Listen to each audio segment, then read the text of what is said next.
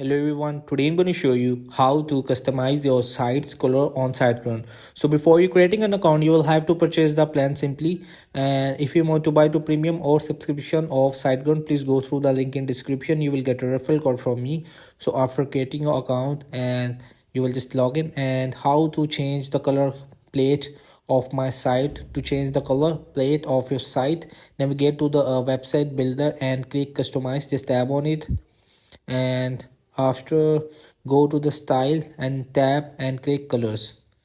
So from there you can choose carefully crafted plates from the drop down menu, or craft your own by clicking on the plate colors and picking your own.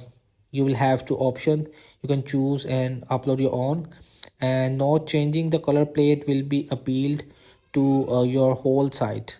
So hope this video helped you. Please don't forget to like and subscribe and get notified for more videos.